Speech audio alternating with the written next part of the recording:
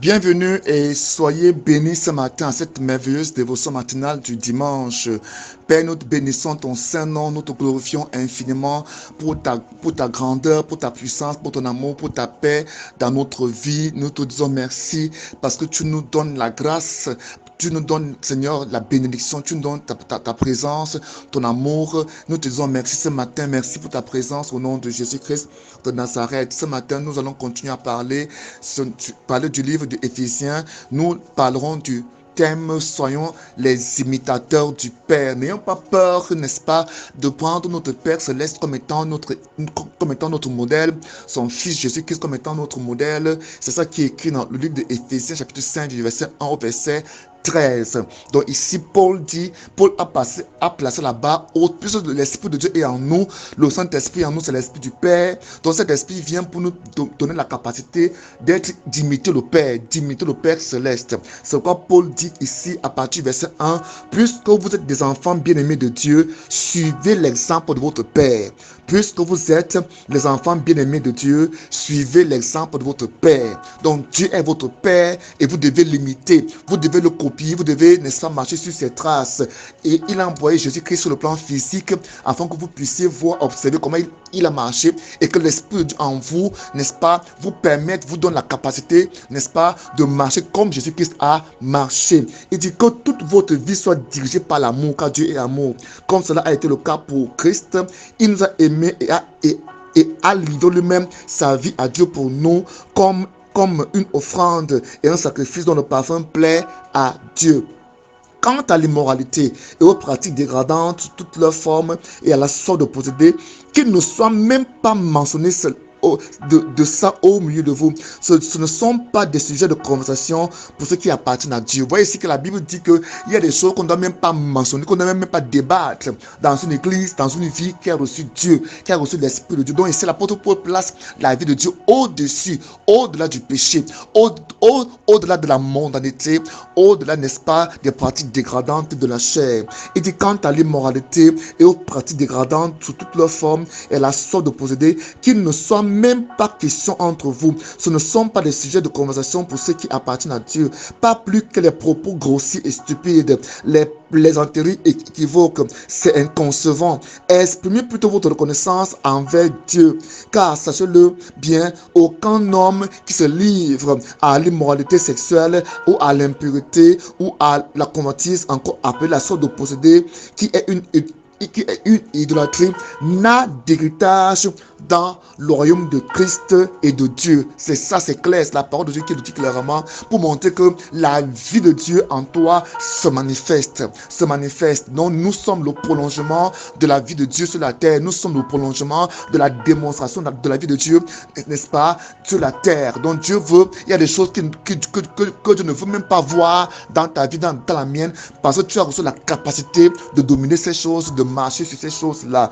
Amen. Il dit ici au verset 6 que personne ne vous trompe par des arguments sans valeur. Ce sont des désordres qui attirent la colère de Dieu sur ceux qui refusent de lui obéir. Il y a des enseignements donc qui parlent, qui disent des choses contraires à ce qui est écrit ici. La Bible dit ici, c'est Paul qui dit que personne ne vous trompe là-dessus concernant, n'est-ce pas, ce qui vient de vous apprendre. Il dit pas des arguments sans valeur. Donc plusieurs utilisent des arguments bibliques pour découdre ce genre d'enseignement où la Bible te demande, n'est-ce pas, de te séparer, de te débarrasser du péché, mais beaucoup vont, n'est-ce pas, chercher des arguments bibliques pour vous conformer, pour vous conforter dans le péché, dans l'iniquité, tout en suivant Christ.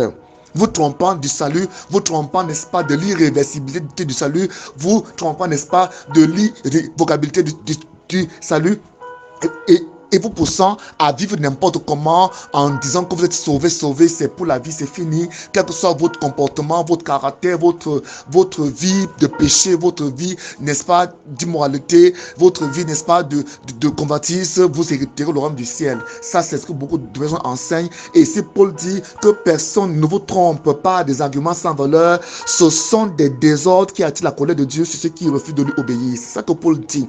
Verset 7, il dit, ne vous associez associez pas à ces gens-là. Quels gens? Les gens qui enseignent le contraire de ce qui est écrit. Les gens qui enseignent le contraire de ce que Dieu te demande de faire. La Bible dit, ne vous associez pas à ces gens-là. Autrefois, certes, vous apparteniez aux ténèbres, mais à présent, par votre union avec le Seigneur, vous appartenez à la lumière. Comportez-vous donc comme des enfants de lumière. C'est clair, la parole de Dieu dit qu'il y a donc un comportement manifeste, un comportement subséquent, un comportement, n'est-ce pas, direct qui écoule de la vie éternelle que tu as reçue en toi, dont la vie éternelle, le salut que tu as reçu par la grâce t'amène à vivre comme tel. Tu as reçu le salut, ça ne doit pas t'amener à continuer à vivre comme tu vivais auparavant, ou bien à être même pire que ce que tu étais auparavant, mais au contraire, nous devons comprendre ce matin que nous devons mener la vie que Dieu veut que nous menons. Donc il y a un certain nombre d'actions, de comportements que Dieu attend que nous puissions tenir pour démontrer, pour montrer. C'est comme un arbre. L'arbre ne peut pas produire des fruits autres que ce qui est dans sa semence.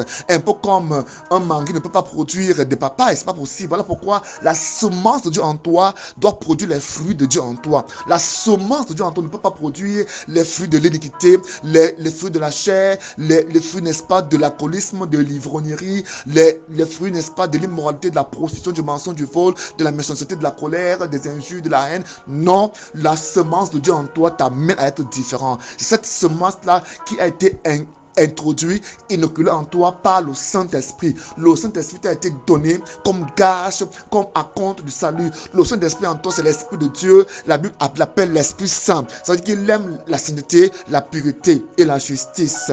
Alors ce matin, comprends définitivement que tu as une part de responsabilité dans la vie de Dieu que tu dois mener. La semence de Dieu en toi est là, mais c'est à toi qui, par ta volonté, par ton libre arbitre, prendras la décision de suivre l'Esprit de Dieu ou pas. Mais il faut comprendre au verset 30 de Éphésiens 4, il dit, n'attristez pas le Saint-Esprit. N'attristez pas le Saint-Esprit en lui désobéissant, en lui étant rebelle, en résistant à ses injonctions, il sera attristé.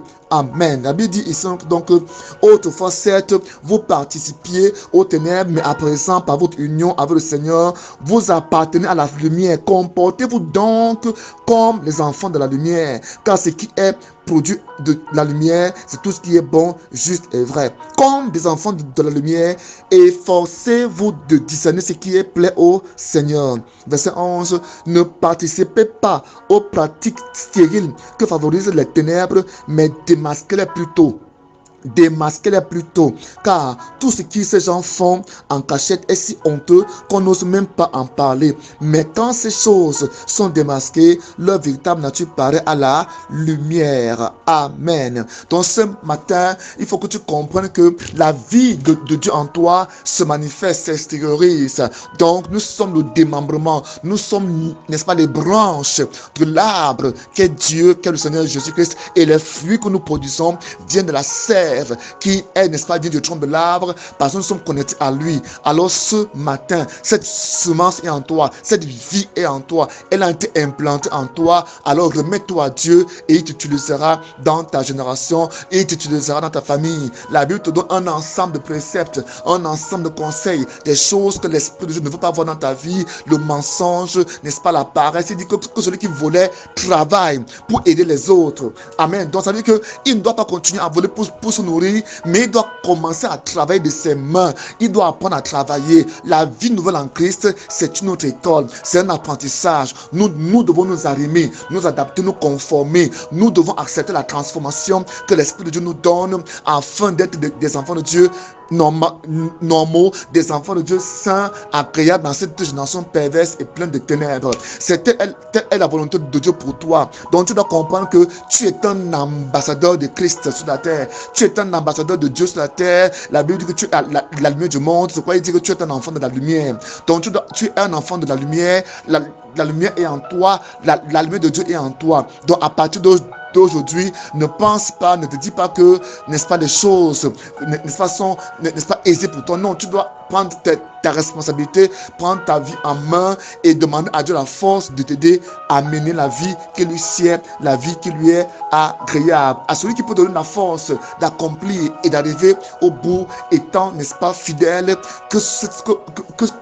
à ce Dieu, n'est-ce pas, soit toute la gloire, tout l'honneur, toute la magnificence pour l'éternité. Seigneur, je te remets ce peuple afin que tu leur accordes la grâce, Seigneur, de comprendre ces paroles et de la mettre en pratique. Merci qu'ils soient des enfants de Dieu puissants dans cette génération remplie de ténèbres au nom de Jésus-Christ. Amen. Mon nom c'est Bled Betiem. Mon contact sur YouTube, vous pouvez cliquez là-bas, Betiem Bled. Vous écrivez Betiem, Betsem Blaide. Que Dieu bénisse au nom de Jésus-Christ et à demain par la grâce du Seigneur. Amen.